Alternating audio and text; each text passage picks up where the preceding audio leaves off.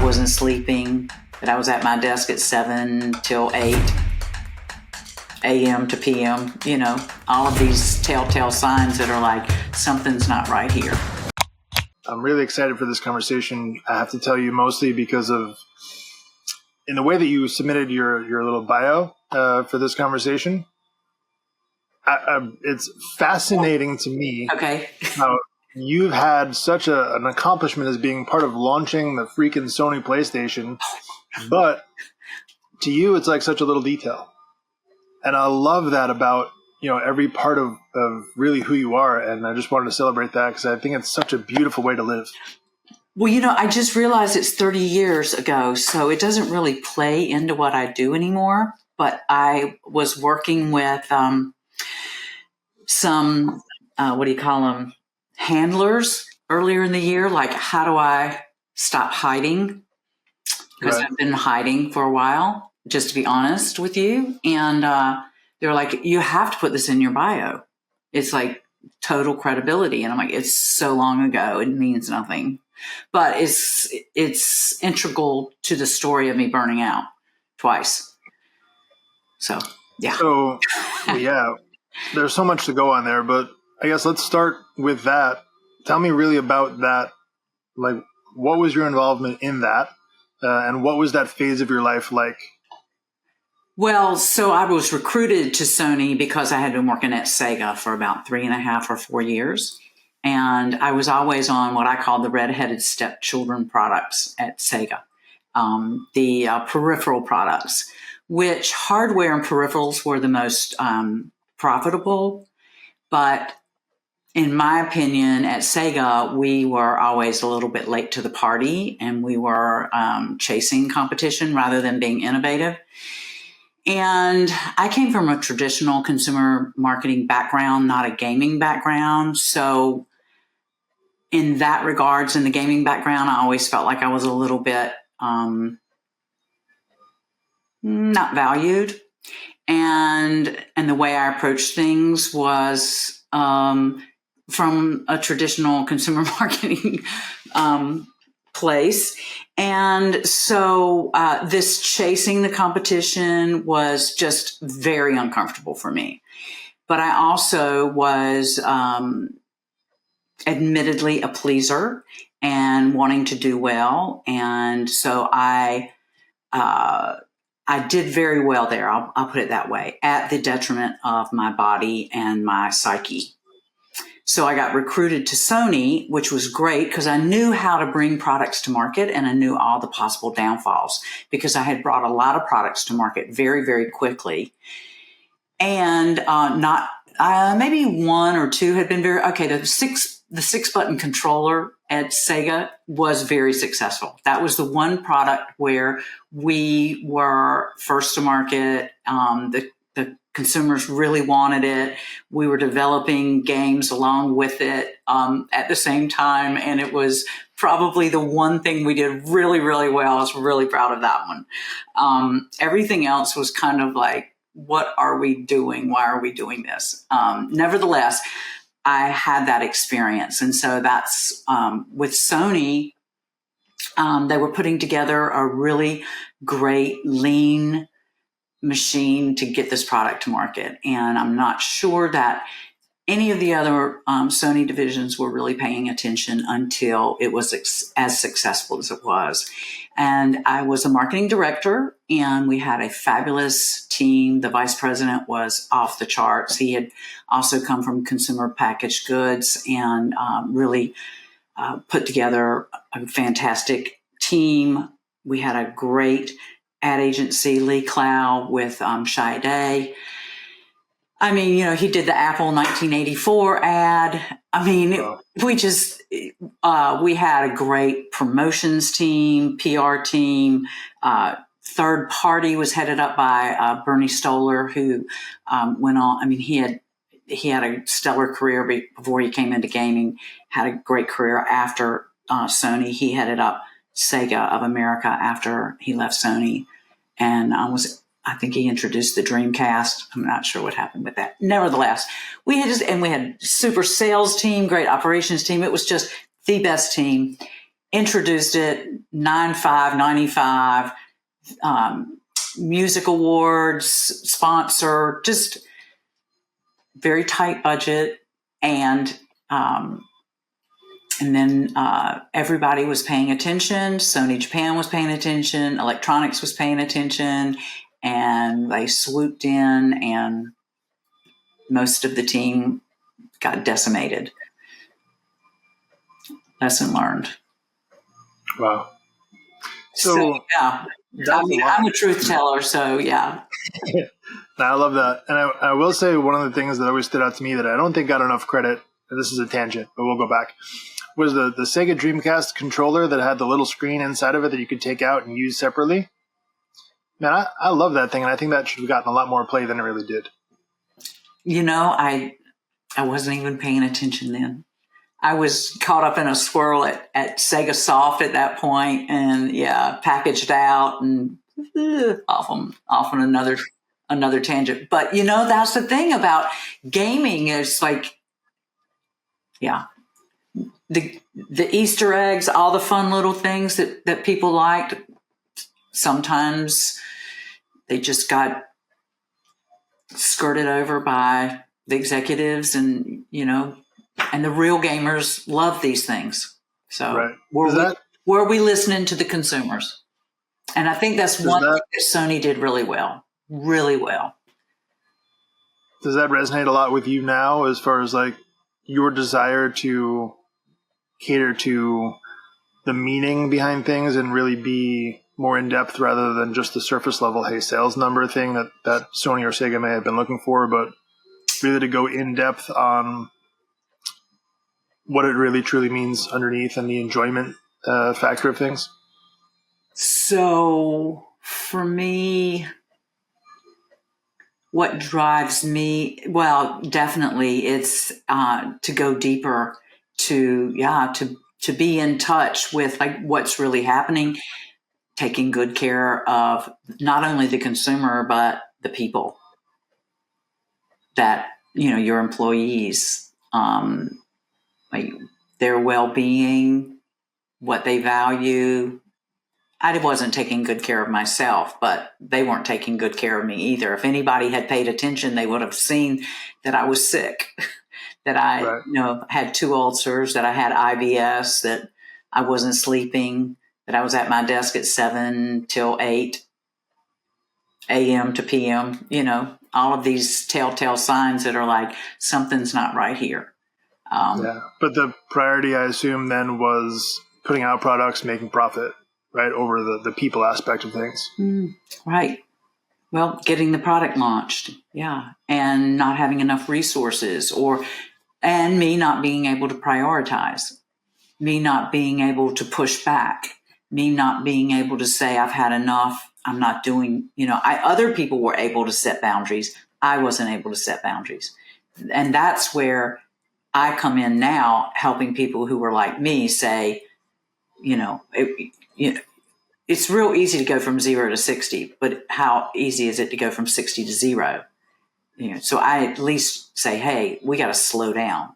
I mean, that's my mantra with people is like, you're in overwhelm, your challenges are like, what's really going on? The fact is that you're in a swirl. It's all a whirlwind. You're moving so fast. You have no idea what you're even doing or why you're doing it. So first of all, we got to slow down. And once we slow down, maybe we can get into some stillness so you can figure out what it is that you're really doing and whether it's if it's truly what you want to be doing.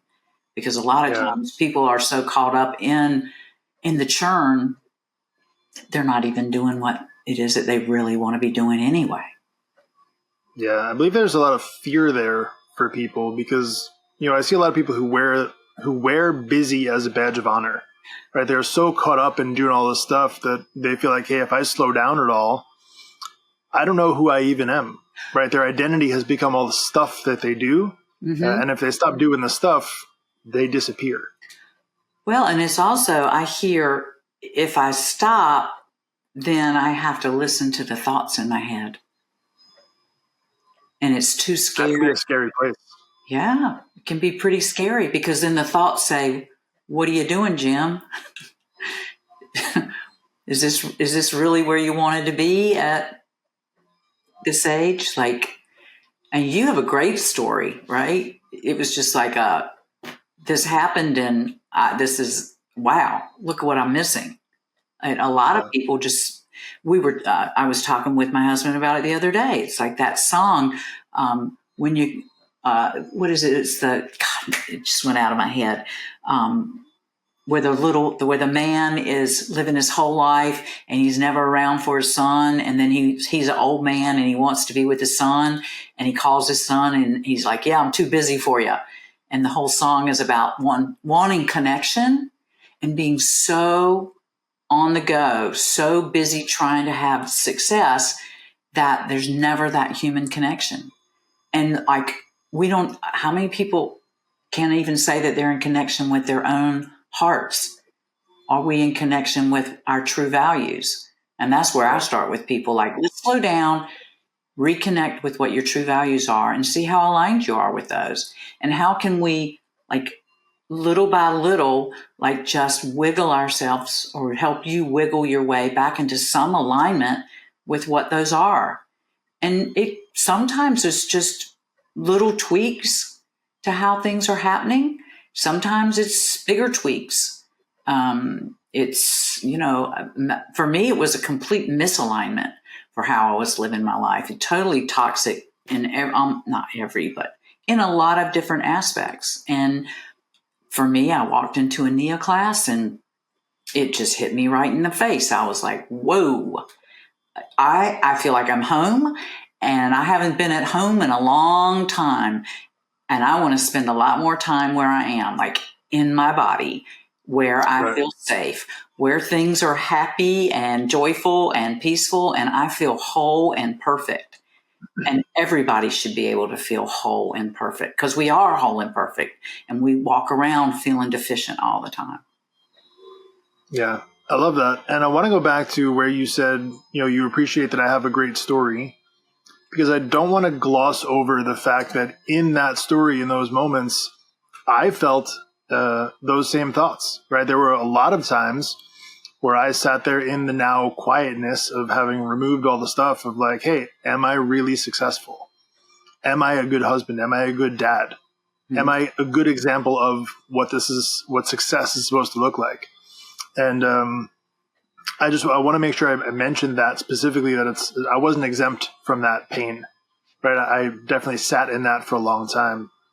And I believe that's a reason why I have these conversations now, is because one of the things that got me through that was having someone come alongside me and saying, hey, I understand what this position is like. I've been where you are. Let me help you get through it. Mm-hmm. Because it's a scary place to be, but the level of joy and freedom that comes on the other side of going through that experience is so impossibly large, right?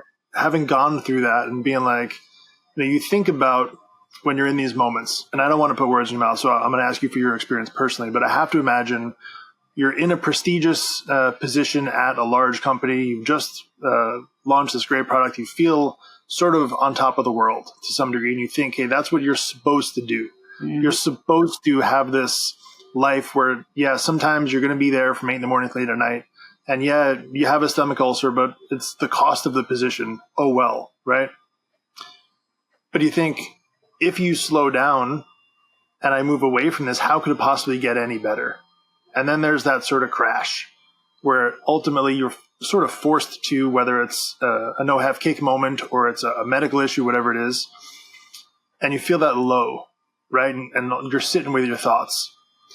Once you work through that, the level of success and freedom that comes after that, for me, was so much higher than anything I was successful at before. Did you have that same sort of experience for yourself? Yeah. It was way better? Yeah. So, and mine kind of went, woo, woo, because right. And in the low is so lonely, and I was so isolated. And like you said, it takes community. It takes someone who's charted the path before me to say, hey, what does success really mean for you? And I had sort of been a little bit of independent in that way anyway, even though I had this big job and this big title and what I was living on a sailboat. And so I wasn't like trapped in all these material things. And so I was a little bit of a renegade in that regard. So, but I did have like, this is who I am. And, now I live on the West Coast and I grew up on the East Coast and the South. And what do people think if I don't have this anymore? Or, so there was a little bit of that. And then when I finally kind of settled into like success is how I define it, it was, and I remember this, I was with my teacher living in Sydney, and I remember like having like this moment of like, this is what it is, like just like feeling completely whole in relationship with myself and feeling like all the qualities of like my highest self, my best self were coming forward. And it was like, this is what it feels like to be successful, not how everybody else defines it, but how I get to define it. Like, I feel like I could do anything right now. I could conquer anything because I feel so inspired. I feel so creative. I feel so joyful. I feel so courageous. I feel so full of love and compassion. And then, I moved back to the States and I'm like, okay, I know I can access that again because I've felt it before. How do I access that again? Well, for me, it's by getting into stillness, getting into the present moment, into presence and relationship with myself. And how can I help other people do this? So I think it's in parallel with kind of with what you're doing with your business a little bit. Like, how do we spread this so that other people can understand that? When I talk with people who are working for themselves and I ask them like why they do what they do, they almost always will say something like, I have accessed this sensation in myself around feeling so full of joy and compassion or courage or spirituality, and I need to share it with the world in some way. And they share it through events or yoga or podcast or speaking on stage or through their art, through their clothing, whatever it is that they're creating. And then I have a lot of clients who are in corporate and they know that they want something more. And I ask them, why is it that you do what you do? What is it you value most? And inevitably they'll say, probably my family. I do what I do so I can provide for my family so they can have more than what I have. And I'm telling you this because I think the difference is that they want to be out of the big system, but they haven't figured out how to get out yet. So they're in the system, in the corporate success to provide. And there's nothing wrong with that, but they haven't tapped into their higher purpose yet because they're in the business right now of providing. And we all need to provide for ourselves and for those around us. Does that make sense? It does. And, it's incredibly common because I hear the very same thing, right? And one of the questions I ask is, at what cost? Because, you look at so many people who want to provide for their family. Hey, your family is your number one goal. You want to provide for your family. So you do what I did, and you basically leave your family entirely alone to go provide for your family, which makes, looking backwards, right, it makes no sense. You are leaving your family completely alone. At that point, you literally might as well just be a line of credit. All you're providing for them is money in the bank. That's it, right? So to me, it's about figuring out what your true priorities really are and then finding a way to live those out. And I think a tremendous part of that is understanding your relationship with money. Okay, so let's take it to that aspect for a second, because a lot of people look at success as being defined by their ability to provide a certain level of income. To me, I believe money is a tool to accomplish a thing. Okay, so it's a question of, are you living the life of true success? Success is not tied to a dollar in the bank. But hey, are you able to provide experiences with the people you love? That doesn't necessarily need to be tied to dollars. Right. Oftentimes there's a transaction involved. But what does success look like in terms of finances? And if that's someone who puts that as the number one thing. Well, and I like what the point that you're making. And when I usually ask at what cost, it's usually a health cost, right? Because the people that I'm working with are on the verge of burning out, and there's usually some sort of health issue that's arising, or it's going to arise. I knew this gentleman who would tell the story about how he was famous for being able to do deals while he was driving the car, and while he was driving the car on the way to the golf course, changing into his golf clothes and arriving at the golf course and saying to the people he was playing with, well, I negotiated XYZ and we no longer need to go to court. And everyone was always amazed at his ability to be able to do three things at once. And he had a great, and I'm speaking in the past, because his stories were all told at his funeral, because he worked himself to death. This is when we hear these stories and everybody thinks, it's kind of hilarious, but it's sad that, people do die from overwork. And that's the cost. That's the cost right there. Yeah. And it's a incredibly important thing that people don't pay attention to until it's too late, usually.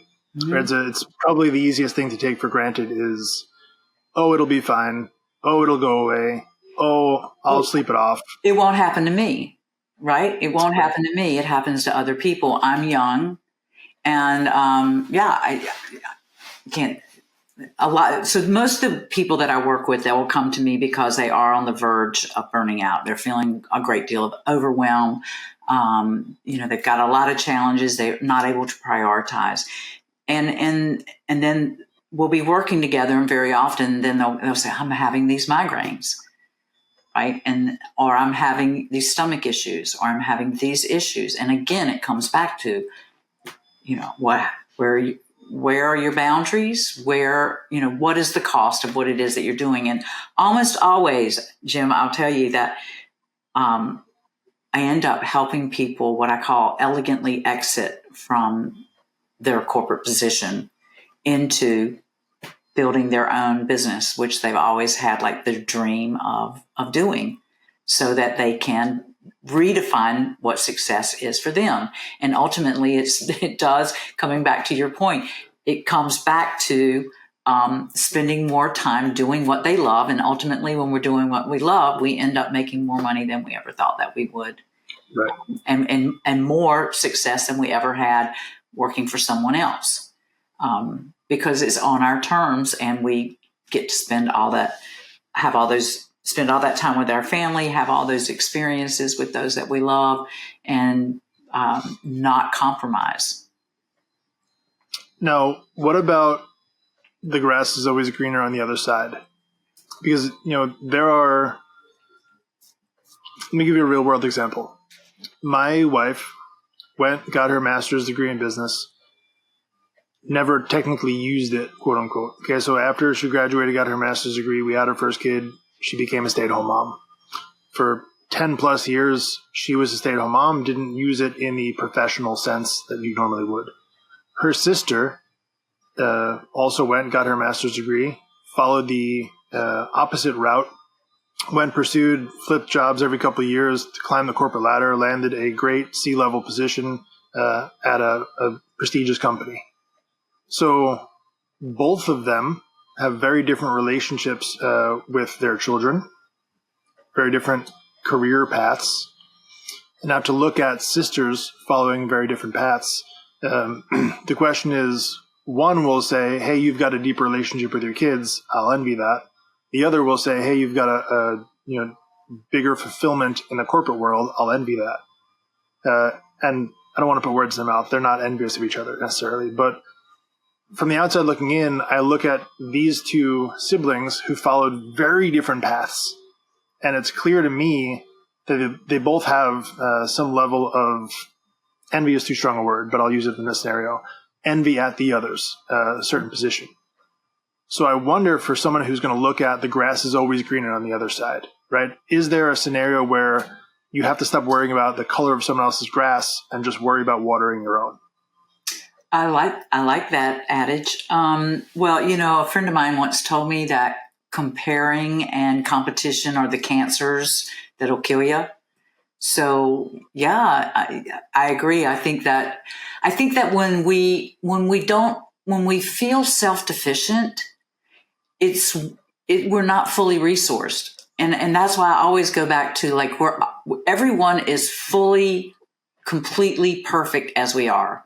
And whenever we start looking outside ourselves and thinking I'm not enough because I don't have as close relationship with my children because I chose to be in the C-suite, or I don't have this prestigious job title because I chose to stay home and nurture my family and children and have this other kind of life, then we're not in a fully resourced state. We're in an egoic state, if you will. So for me, it's like what we need to do is come back into stillness, or at least slow down, and come into a fully resourced state, which I call, or my teachers have taught me, is a state of presence.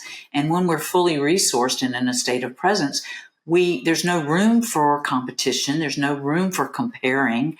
We are feeling fully alive. We're feeling like there's enough for everyone. There's an abundance. There's joy and peace and compassion. And there's success no matter how you define it, whether it's being in the C-suite or being a mom and a wife and everything else that I am or she is, and being okay with all of it.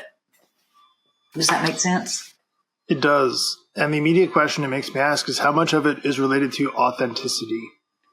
Because when I hear that, what I'm thinking is, for someone who is truly operating as their authentic self, the job position is just a thing that you do. It's not who you are. Right. So to me, there's so much connection between operating as your authentic self. First of all, knowing who your authentic self is, I think is first and foremost, then being able to operate as that every day. Do you feel similarly? Yeah, but I think that our ego gets wrapped up into this is who I am. And I think our culture tells us this is who you are. And I don't know this to be true, but I know from my experience, when I was, VP or marketing director, that women more than men, I think, actually had a harder time separating from I have this title, that this is who I am a little bit. I thought men had the men I worked with anyway, were better at turning it off and just being themselves. And I don't know if that's true. I just know that was my experience. I can see that. I'm better at it now. I can see that probably being tied to a lack of representation by women in certain roles, where it feels like, hey, if you were the one to achieve that, maybe the one woman out of, one woman, 15 men, right? There sort of feels like there's this pressure on you to be the representative because it's not common. Whereas it's almost expected of men to be in that position. Well, I think part of that may be true, but I think part of it also is the way women think and pull things together. Like for women, everything is a big web and everything's tangled together. And the way I've been told that men think about it is that everything's in little compartments. It's almost like the little mailbox. And it's like, oh, work. We'll pull that out. Oh, play. We'll pull, women, it's all jumbled together and woven. And we have all these associations that we tie together that when I talk to a man about it, they go, what are you talking about? Those aren't connected at all.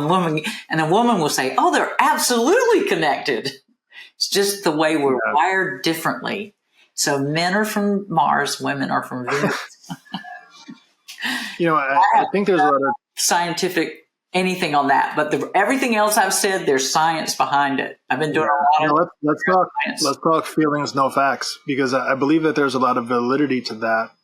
And I think to take it a step deeper, a part of it might be how uncommon it is for men to act emotionally in a comfortable space. So what I mean by that is oftentimes, at least for me, you're raised to compartmentalize certain things and not have emotions on work, not have emotions on this or that, but just go out and execute. Right? Go walk it off, rub some dirt in it, you'll be fine. Mm-hmm. We're not necessarily encouraged to be comfortable having that emotional web where oftentimes, hey, maybe it's not as common as a woman might, but I believe that there's a necessity to have that. We've just shunned it and pushed it away culturally. Maybe, yeah. I can Interesting. We'll have to do some research on that and have a follow-up. But, and I think that these are that book on your podcast. Yeah. I think that these are important conversations to have to learn more about who we are authentically and to really question how we show up in our own life. Mm-hmm. Yeah. Yeah. Are we showing up intentionally? Are we in alignment with our purpose? Do we even know what our purpose is? Do we even stop to consider? Where does someone start figuring that out? Where does someone start to figure that out? Right. This friend of mine, she has this thing that she asks herself every day. She says, what is mine? What is mine? So when we're busy, what are we busy at? Are we doing what is ours? Like, what is my purpose? Like, what is it that I do? Like, you have this purpose, right? You know what it is that you're doing every day. I know what it is that I'm doing every day. Like, I have this intention to help people realize that they're perfect and they're whole just as they are. And the way that I help them do that is ABC, And so for me, it's all about me getting still, being present, so then I can be in presence with others. The hardest place for me to do that. And I was just in a breakout room in a community session, and we were talking about the Ram Dass quote, if you think that you have attained enlightenment, go spend a week with your parents. Family is the hardest place to be. Whatever it is that we're teaching or the hardest place to be, that is with our family, because our family triggers us and pushes all our buttons without even, unconsciously. Right. So, for me to be in presence with my family is the most difficult place. But, to walk the talk in every aspect of my life. So, that's my purpose, is like to model it and to be it. Hopefully, living out like what you named it, authenticity, and being authentic, being wholly resourced, being presence, living in presence with myself and others, is being in relationship with myself and others, is being here with you, listening fully, is allowing the courage and the creativity and the joy to be in the forefront, not my ego, not to, of course I'm thinking, oh, what am I saying? Doesn't make any sense. That's the ego coming forward. And then I have to put my feet on the floor and take a deep breath and go, stop it. Just listen to what Jim's saying and respond, and know that what I want people to hear is that we can stop doing so much and start being more, and it'll just naturally unfold. And it's almost like if you over garden, the garden's not going to grow. But if you just plant the seed and water it and let the sun shine on it, it's going to blossom and it's going to be beautiful. And unfortunately, sometimes there's going to be some muck. But hey, that's what the lotus comes out of. Right.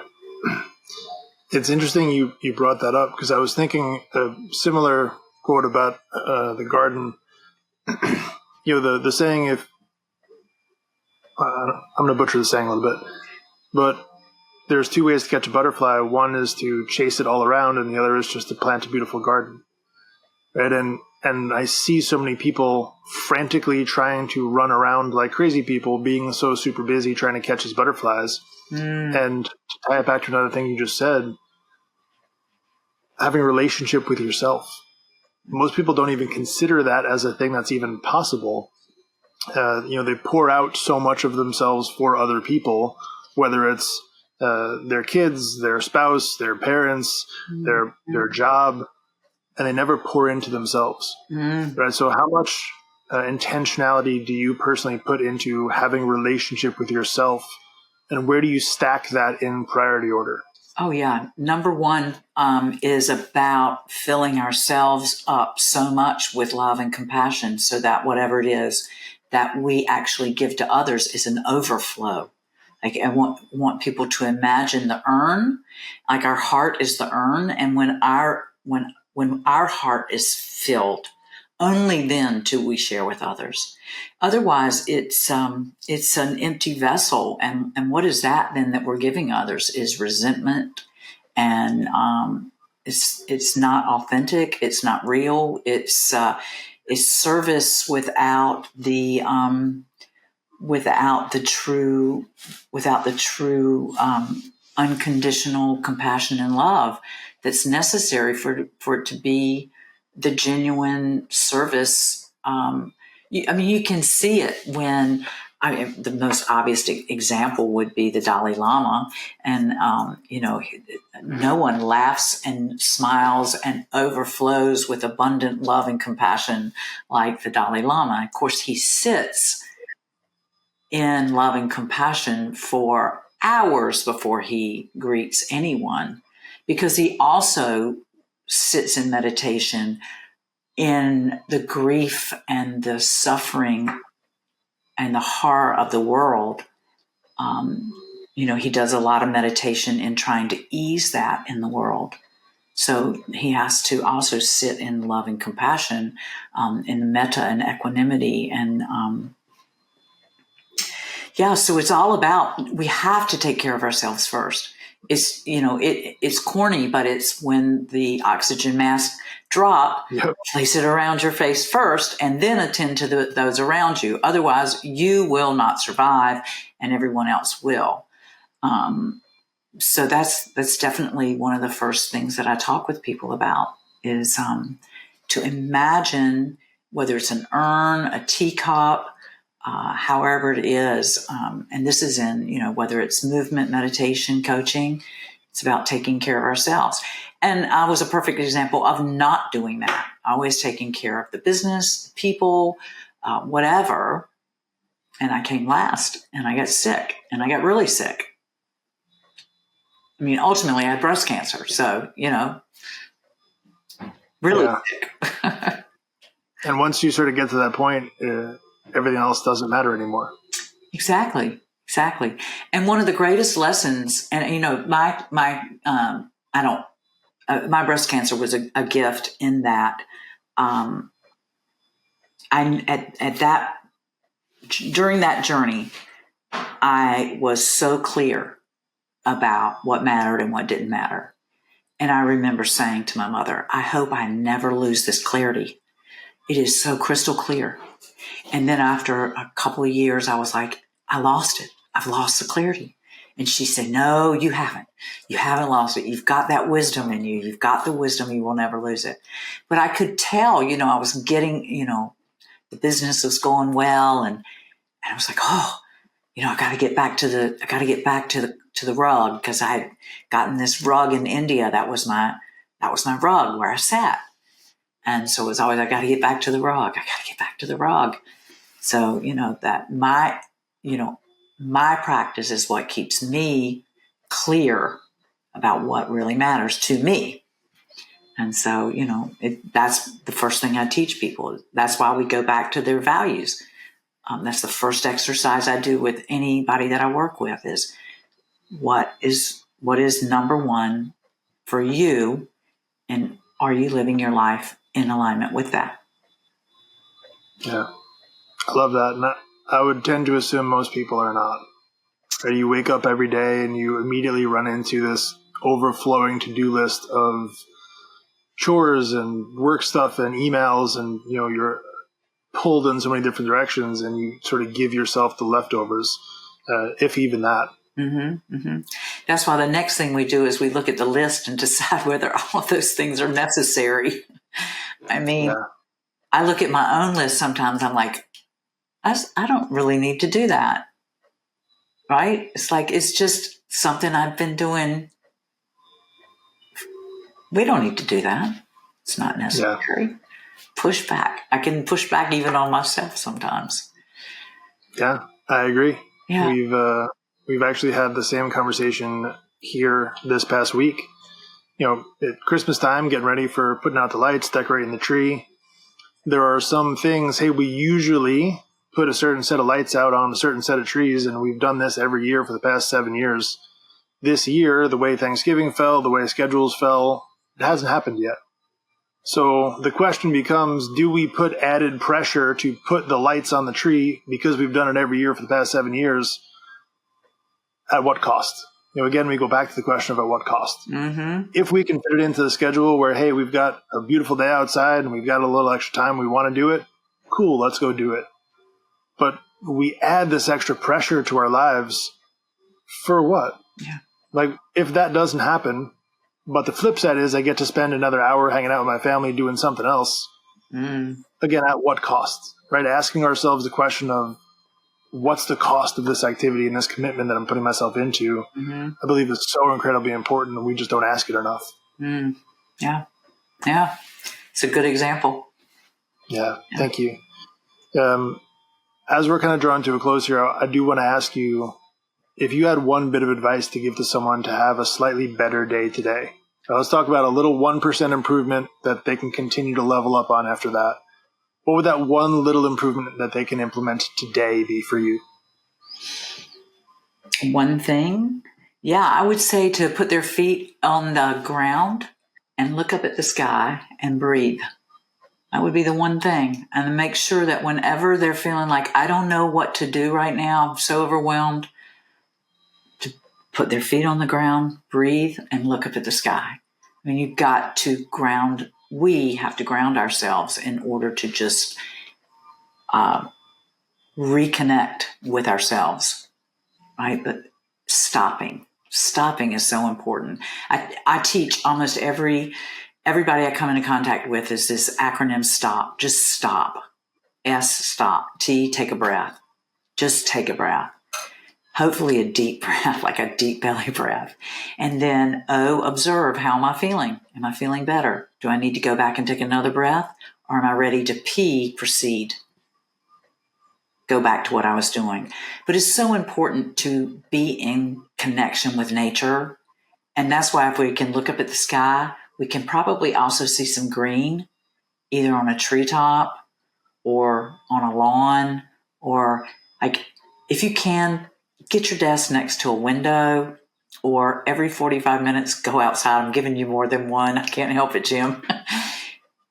Every 45 minutes, whether you're overwhelmed or not, you got to stop. Just stop and notice what you're doing. Am I doing anything that's connected to my purpose?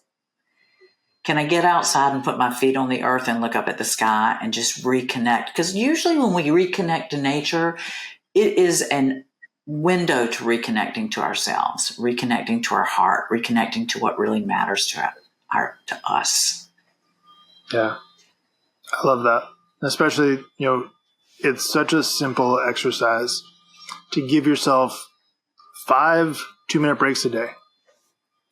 Like, does that 10 minutes that you're going to quote unquote take away from your productivity really going to affect your bottom line?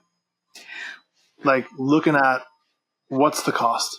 Neuroscience proves that your brain needs to take a break about every 45 to 60 minutes, and it needs about 5 to 10 minutes. Okay, so you can go get a glass of water, you can go take a bio break, or you can just go stare out a window.